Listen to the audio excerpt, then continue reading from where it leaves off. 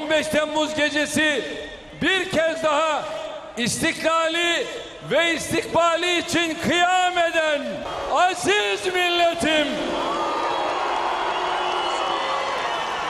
sizleri en kalbi duygularımla, hasretle, muhabbetle selamlıyorum. Sözlerimin hemen başında 15 Temmuz gecesi sokaklara, meydanlara inerek namluların, tankların, helikopterlerin, uçakların karşısına dikilme cesareti gösteren tüm kardeşlerime bir kez daha şükranlarımı sunuyorum.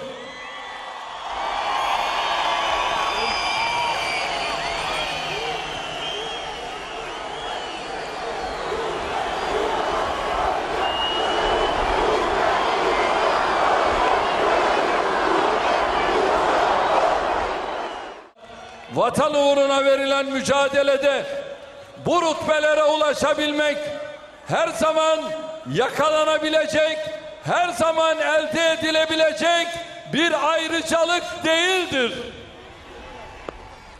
15 Temmuz gecesi sokakları ve meydanları dolduran kardeşlerimizin her birinin vatanımızın, demokrasimizin, özgürlüğümüzün korunmasında katkısı vardır.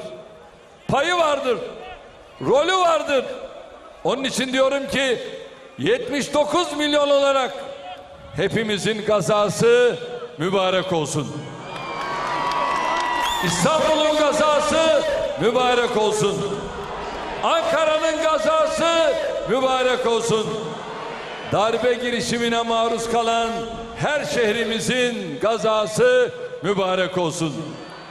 Darbe girişimine karşı tüm farklılıklarını bir kenara bırakarak her kökenden, her meşrepten insanıyla dünyayı kendine hayran bırakan tüm vatandaşlarımızın gazası mübarek olsun. Kardeşlerim, bu millet başka bir millet. Gerçekten Türk milleti 1000 yıl önce Malazgirt'te hangi inanç ve kararlılıkla Anadolu'nun kapılarını açmışsa 15 Temmuz'da da aynı hissiyatla darbecilerin karşısına dikilmiştir. Süleyman Şah 1075 yılında bu coğrafyadaki ilk devletimizi hangi vizyonla kurmuşsa 15 Temmuz'da da ülkemize aynı vizyonla, aynı ufukla sahip çıktık. Osman Gazi 1299'da tarihin en kudretli devletini hangi temeller üzerine bina ettiyse biz de o gece Türkiye'yi aynı ilkeler etrafında müdafaa ettik.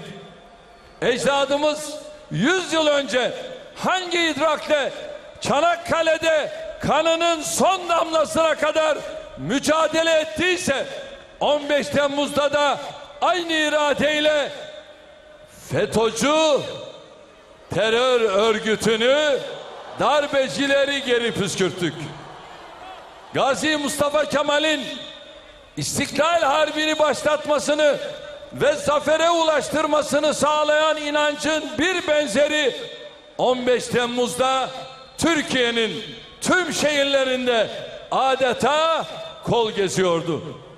15 Temmuz dostlarımıza bu ülkenin sadece siyasi, ekonomik, diplomatik saldırılara değil, aynı zamanda askeri sabotajlara karşı da güçlü olduğunu, yıkılmayacağını, rayından çıkmayacağını göstermiştir. Aynı gece Türkiye'nin yerle yeksan olması için ellerini ovuşturarak bekleyen düşmanlarımız ise ertesi güne bundan sonra işlerinin çok daha zor olduğunu görmenin kahrıyla uyandılar. Şimdi bugün burada Genelkurmay Başkanı ile Yenikapı Meydanı'nda Cumhurbaşkanı ile Başbakanı ile Cumhuriyet Halk Partisi ve Milliyetçi Hareket Partisi genel başkanlarıyla 81 vilayetimizdeki her görüşten, her meşrepten insanımızda verdiğimiz şu görüntü var ya, işte bu görüntü, inanın bana, ülkemizin düşmanlarını en az 16 Temmuz sabahı kadar üzmüştür, kahretmiştir.